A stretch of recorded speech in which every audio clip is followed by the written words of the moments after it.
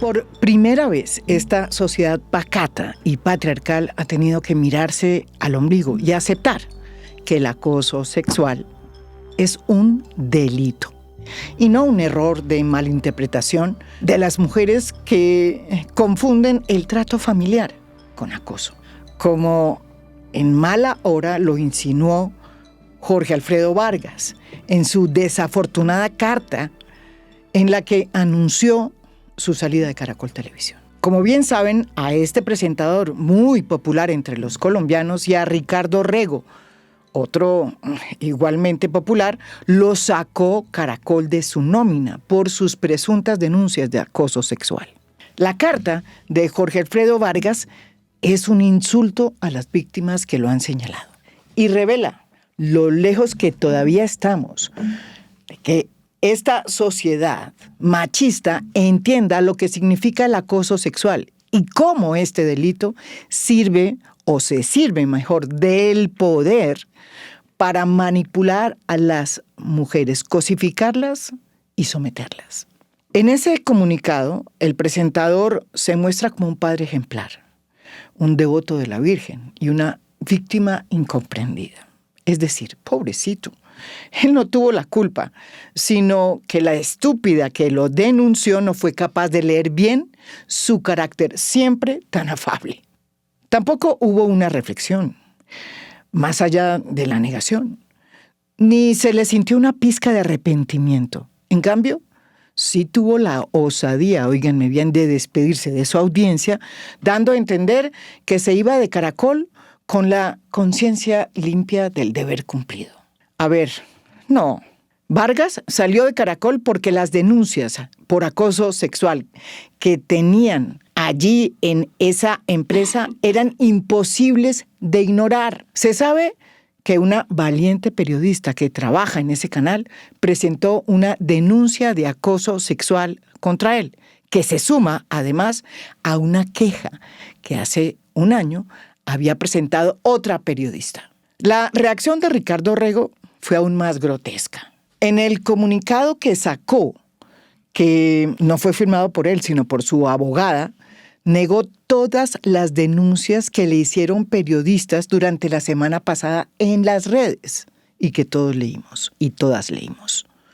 Muchas de ellas relataron episodios dantescos de cómo él las obligaba a besarlo en espacios de trabajo, en donde ellas quedaban arrinconadas, vulnerables, a cambio de una promoción laboral. En esa carta, Orrego se limitó a decir lo que dicen siempre los hombres que acosan a las mujeres, que las denuncias que se hacen en su contra no tenían ninguna valía, porque ninguna de ellas había terminado en una investigación disciplinaria ni judicial, y que él estaba limpio de toda culpa, y que, por tanto, cualquier afirmación o conclusión anticipada, como lo dijo, iba en contra de su dignidad y su buen nombre.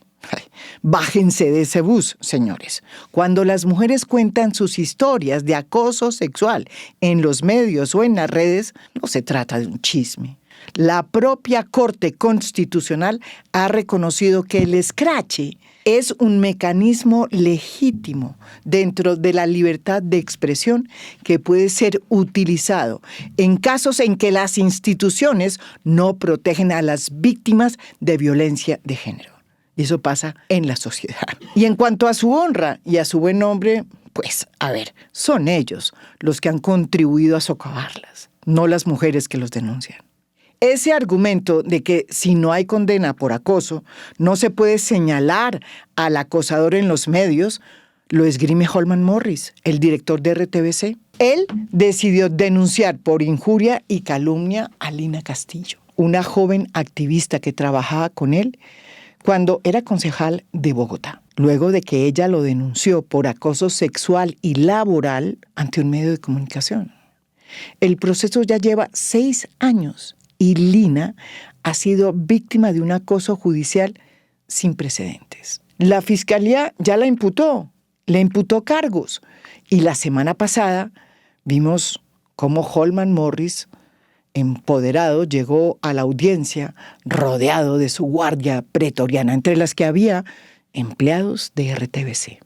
Como lo denunciamos en un comunicado firmado por más de 110 periodistas, abogadas, escritoras y artistas, Holman Morris ha desarrollado una estrategia macabra para acallar a las víctimas que lo denuncian por acoso sexual desde hace rato. El último capítulo de esta saga es que está utilizando su poder en RTBC, un medio público, para buscar apoyo entre el petrismo y hacer que sus subalternos y subalternas firmen comunicados defendiéndolo. ¿Con qué independencia, pregunto yo, firmaron ese comunicado en favor de su jefe? A ver, el silencio del presidente Petro frente a este caso es elocuente, porque demuestra que este delito no tiene ideología y que en el gobierno del cambio el patriarcado sigue intacto. Vaya paradoja para un gobierno que dice representar a las minorías.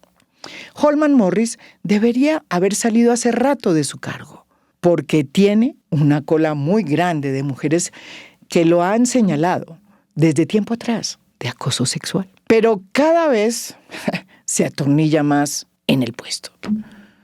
Sigue insistiendo que todo es un complot de la derecha para sacarlo del ruedo por las duras denuncias que en su momento hizo contra Álvaro Uribe. Por favor, amigo Holman, usted ha estado aquí en A Fondo. No puede seguir tapando el sol con las manos, ni negar que en materia de derechos de la mujer y sobre todo en materias de acoso sexual, la izquierda está haciendo casi lo mismo que hizo siempre la derecha. Lo cual me lleva a otra reflexión que tiene que ver con la decisión que tomó Caracol Televisión de retirar a estos dos presentadores ya mencionados porque cometieron, abre comillas, conductas inaceptables, según las palabras del propio Gonzalo Córdoba, el presidente de Caracol Televisión. No hay duda, fue una decisión correcta, pero debió haberse tomado hace rato. Esa deuda la reconoció incluso el mismo presidente de Caracol cuando dijo en su discurso que durante demasiado tiempo se toleraban o se ignoraron comportamientos que hoy sabemos son inaceptables. Creó una comisión independiente para que investigue los casos y establezca cuáles son los protocolos que se deben activar en materia de denuncias de acoso sexual y cómo es que deben implementarse. Ojalá esta no sea una mera operación estética para bajar las aguas.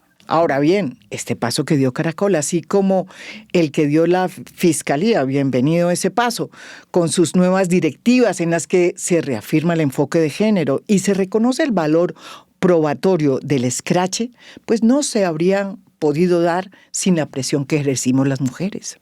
Por el camino, a la hora que era y en el momento que era, nos fuimos uniendo para poner el foco sobre el delito del acoso sexual y sobre casos que involucraban e involucran a hombres con poder que fueron sepultados por el pacto de silencio que ha imperado hasta ahora. Si las mujeres de varias generaciones que hemos hecho carrera en el periodismo, en el derecho, en la literatura y en las artes, no nos hubiéramos unido, todo lo que está pasando hoy difícilmente habría sucedido. Sin embargo, ojo a esto. El patriarcado sigue en pie, pero ha sufrido una inmensa derrota. Por eso las mujeres tenemos que seguir alzando la voz, pues el camino todavía es muy largo. Y sí, el mundo cambió. Hace 20 años, las mujeres periodistas que fuimos víctimas de acoso sexual pensábamos que podíamos manejar ese potro solas y nos tragamos ese sapo. Las que nos siguieron también lo hicieron, pero las jóvenes de hoy ya no están dispuestas a quedarse calladas. Intentarán dividirnos desde la izquierda, desde la derecha, pero no nos van a romper. Que lo tengan claro.